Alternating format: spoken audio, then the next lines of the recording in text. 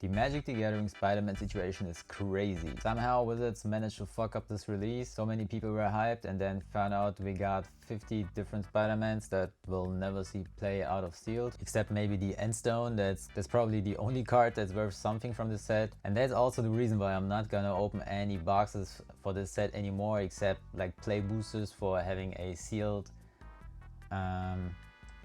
draft with the homies, but I don't think it's worth to open any collective boosters just to find Eddie Brock or Spider-Man or the Spider-Man comic version, and just keep it sealed, because I believe the set will continue to drop, but maybe at some point it becomes a collectible like any other set and will be up again. So I'm not worried about that. I just put them to the others, keep 2 sealed. I also got me 2 pre-release kits just in case of an emergency sealed event that I want to have. I'll just leave them and have a spontaneous opening. Yesterday I went to the pre-release and it was pretty fun actually. I enjoyed the set. I heard a lot of negative opinions about the set, but for a sealed event I think this set is awesome. For everything else, probably not. A lot of cards will never see play in the future, but I think if you want to have it with your friends or just participate in an online event where you get a pre-release for yourself and just draft, it's absolutely fun. So I think this is the most cool card I pulled, Mary Jane Watson in comic version. It's a legendary. Whenever you play a spider you can draw a card. Pretty awesome for 2 mana, 2/2, very solid. Also got the pre-release stamp version of her in foil. Pretty cool, I liked it. This guy helped also to draw a card for 2 mana. Spider-Man India is pretty strong. I like this card a lot. Performed pretty well, so you can play him with net slinging for free. Whenever you cast a creature spell, put a 1/1 token on a creature you control and it gains flying until the end of turn. So this can help you in the end of game, especially combined with some card draw. You can just continue drop creatures. This guy is helping also a lot with vigilance. Whenever he enters, he gets a 1/1 token, and whenever a modified creature is dealing combat damage, you can draw a card. Spider-Ham, Peter Porker, we got this from the store owner and he mentioned that we can put it in, so I just put it in. It buffs everything by 1/1. This lizard did nothing for me, but I thought it's a good idea to put him in because you might need it for the net slinging, that you can bounce back the tapped creature on your board. I think there was one game where I got it out, had a good ramp and just got all my 4 or 5 mana creatures out, and he got up to 3/6 or something, 3/5, maybe even 4/6 with another counter. So can help you, but not the best pick. Guy in a chair, getting a mana rock and can give you in some mid-late game a 1/1 buff. This guy can help you a lot, especially if a guy you're playing against has the Endstone, so you can exile it. Pretty helpful, but also decent for a 4 mana drop, get a 3/3 and you can recover a card from your graveyard. This guy also pretty nice. Putting both in was maybe a little bit greedy because you get the ramp and you can play him for free if you bounce back a creature. This lizard was pretty cool. You can play him out 4 5/5, got trample, and he can create transform a creature you got in the lizard that has 4/4. Ezekiel Sims also pretty awesome. He got reach, and on your turn until the end of turn he will give another spider 2/2 until the end of turn. Solid defense. Flash Thompson, nice 2-drop that lets you drop creatures also from your opponent. Detective, because I had nothing better than him. Yeah, vanilla spider for free. Never managed to cast him for the 1 white. I don't have ace. I wasn't lucky enough to get a One drop that is evasive, like the pigeon for example. But yeah, I went for those. And this guy was also pretty cool, the Spider UK. Whenever you play 2 creatures, in the end of turn you can draw a card and you gain 2 life, making card draw possible and helping you get the Indian Spiderman going. Yeah, and I just splashed some blue in for the unstable experiment where you draw a card, connive a creature, where you draw another card and discard, and if it's a non-land creature gets 1/1, can give you an advantage in trades. Hot dog stand just for the mana and the food token, just to find the land that I might be missing. So if I need a plains or island, put those 2 in. 1 island was enough. Forest and plains for the rest. I really didn't pull any bombs. Those were cards that I had ready in the side deck. This kind of looked awesome, but I'm not sure if my red was strong enough to put it in. Jackal was also cool, but I didn't have the right minions to play him. Creatures, my bad. She's strong, didn't play it as well. Dog Arc is too late game-ish, but it's awesome. Like this artwork.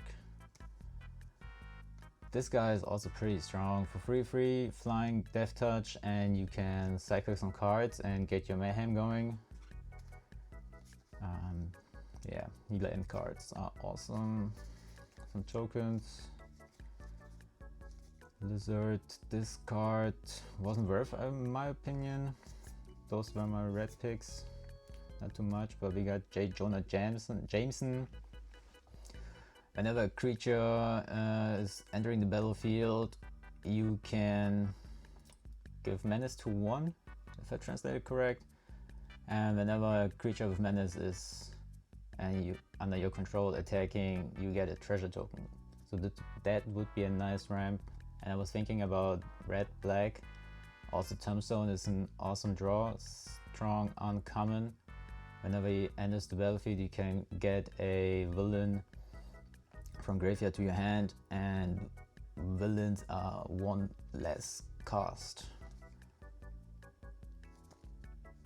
Maybe that would be the better way. Actually, I have a lot of villains going through there, but seeing that at the event and having that rare as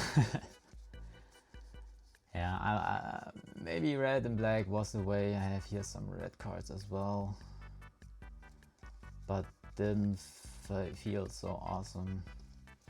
But it was fun enough. I had 1 win, 1 was it a draw?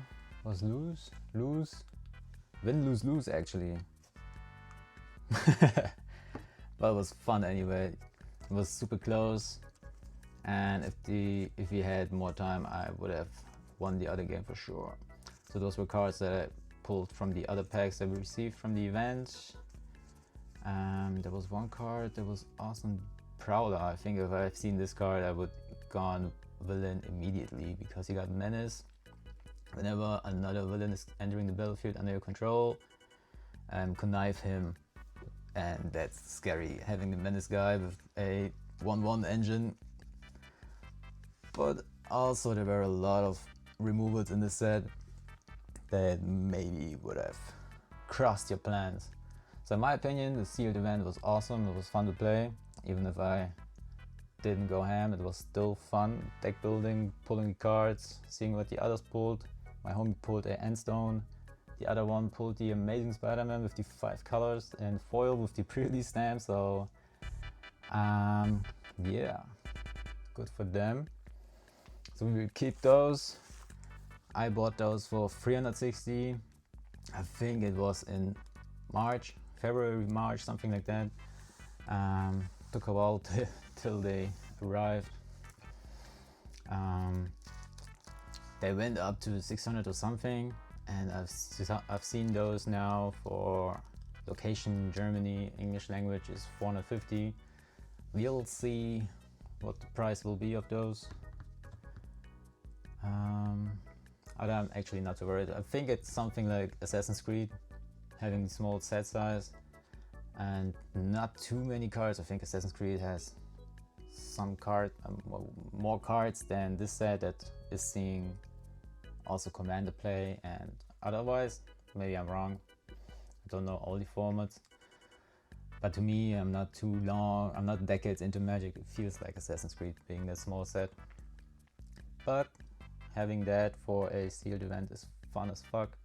I also ordered some play boosters, that displays that will arrive. Yeah, just for the future, maybe in 5 years, 10 years, looking back at Spider-Man will be fun. For now, all the Universe Beyond haters are mad at the AI art and the guy in the chair card, and I can understand that.